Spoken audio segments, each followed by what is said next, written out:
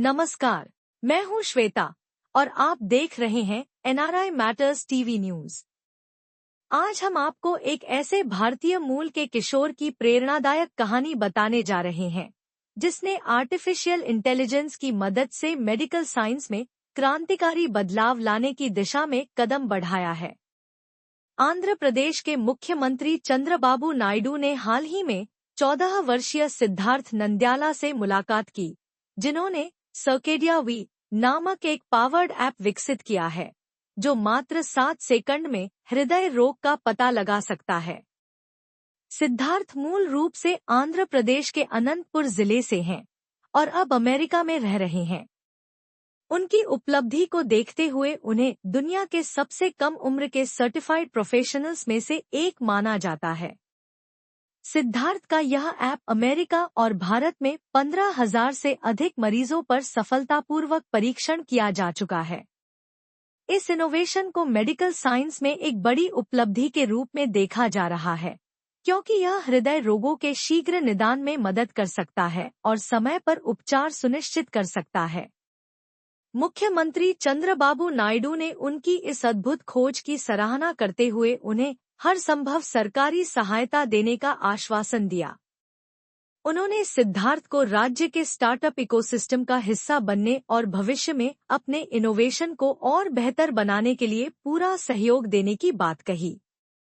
ऐसे होनहार और नवोन्मेषी युवाओं पर आपकी क्या राय है? क्या भारत में ऐसी प्रतिभाओं को और अधिक समर्थन और अवसर मिलने चाहिए? हमें कमेंट में जरूर बताएं।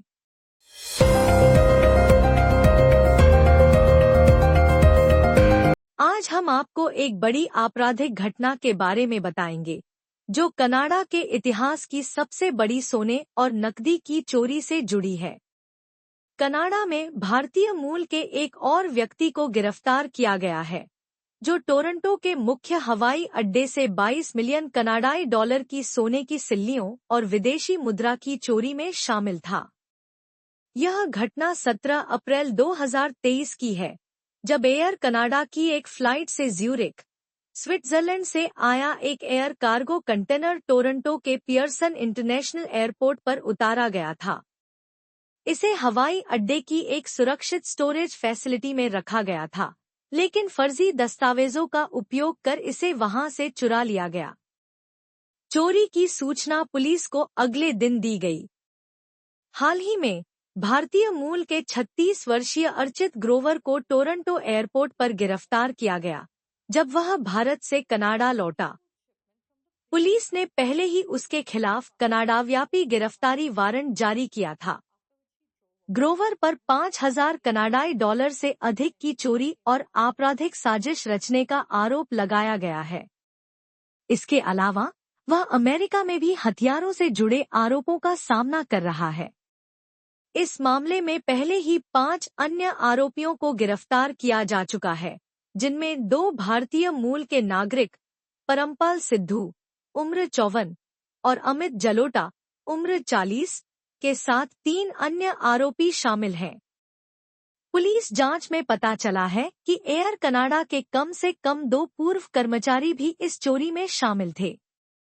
इनमें से एक को गिरफ्तार कर लिया गया है, जबकि दूसरे के खिलाफ वारंट जारी किया गया है। चोरी गए सोने की कुल मात्रा 400 किलोग्राम थी, जिसमें 6,600 शुद्धता वाले सोने की सिल्लियां शामिल थी, जिनकी कीमत 20 मिलियन कनाडाई डॉलर से अधिक आंकी गई है। अब तक पुलिस को चोरी का केवल 1 किलोग्राम सोना और कुछ नकदी मिली है। इस हाई प्रोफाइल केस की जांच अभी भी जारी है।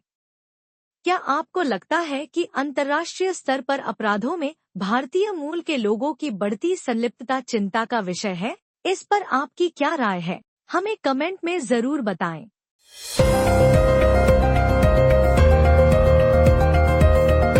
आज की अगली खबर एक बेहद चौंकाने वाली और दुखद घटना से जुड़ी है। ऑस्ट्रेलिया में एक भारतीय मूल की महिला की हत्या कर दी गई और इस मामले में मुख्य आरोपी कोई और नहीं बल्कि उनका अपना पति है। हैदराबाद की रहने वाली 36 वर्षीय चैतन्या मदगानी की लाश एक कूड़ेदान में मिली। बताया जा रहा है कि हत्या के बाद उनके पति भारत भाग गया और अपने बेटे को पीड़िता के माता पिता के पास छोड़ दिया। यह घटना 9 मार्च की है, जब ऑस्ट्रेलिया के विक्टोरिया पुलिस को बकली इलाके में एक व्हीली बिन कचरा डिब्बा में एक महिला का शव मिला। जांच में यह सामने आया कि वह शव चैतन्या मधगानी का था, जो अपने पति और बेटे के साथ ऑस्ट्रेलिया में रह रही थी। पीटीआई की रिपोर्ट के अनुसार उप्पल, हैदराबाद के विधायक बंडारी लक्ष्मा रेड्डी ने मृतका के परिवार से मुलाकात की और भारत सरकार से शव को वापस लाने के लिए विदेश मंत्रालय को पत्र लिखा। वहीं ऑस्ट्रेलियाई पुलिस ने इस मामले में हत्या का केस दर्ज कर लिया है। विक्टोरिया पुलिस ने एक बयान में कहा कि माउंट पोलॉक रोड पर दोपहर के समय एक मृत व्यक्ति पाया गया। इसके अलावा पुलिस ने पॉइंट कुक के मिर्कावे में एक अन्य जगह को अपराध स्थल के रूप में चिन्हित किया है। अधिकारियों का मानना है कि यह स्थान हत्या से जुड़ा हो सकता है। पुलिस के अनुसार इस मामले में शामिल सभी लोग एक दूसरे को जानते थे और अपराधी हत्या के बाद विदेश भाग गया। लेकिन बड़ा सवाल यह उठता है कि प्रवासी भारतीय महिलाओं की सुरक्षा को लेकर क्या कदम उठाए जा रहे हैं। ऐसे अपराधों में बढ़ोतरी चिंता का विषय बन रही है। आपका इस घटना पर क्या कहना है, हमें कमेंट में जरूर बताएं।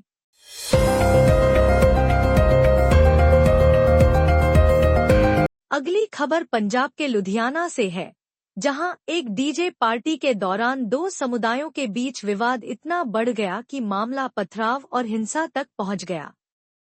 पुलिस के अनुसार यह झगड़ा प्रवासी मजदूरों और मुस्लिम समुदाय के लोगों के बीच हुआ।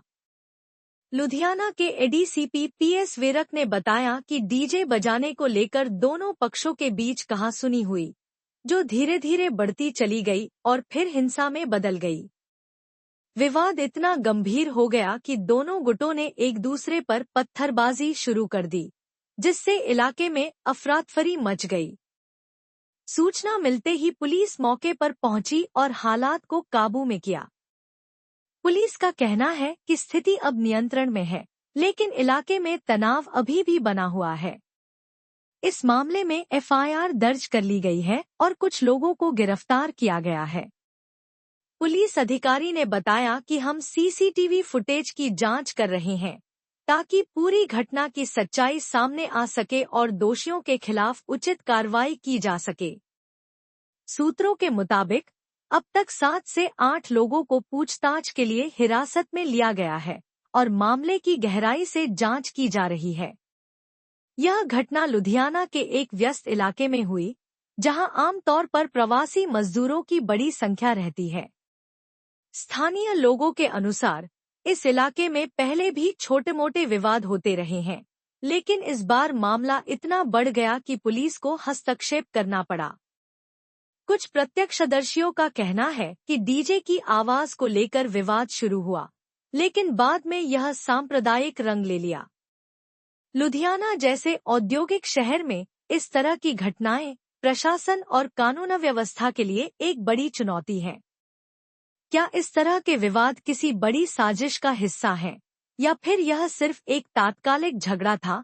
आपका इस घटना पर क्या कहना है, हमें कमेंट में जरूर बताएं।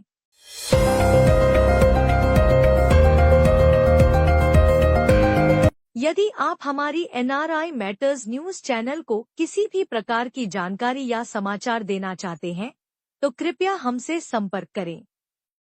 आपकी जानकारी हमारे लिए महत्वपूर्ण है और हम इसे उचित मंच पर पहुंचाने का प्रयास करेंगे। संपर्क करने के लिए हमें व्हाट्सएप करें या ईमेल भेजें। धन्यवाद।